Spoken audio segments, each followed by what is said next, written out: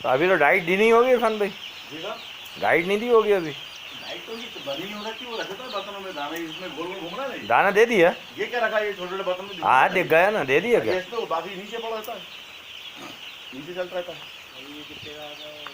जी sir, ये साहब ये 42 रुपये का मिला मतलब 42 रुपये का। ये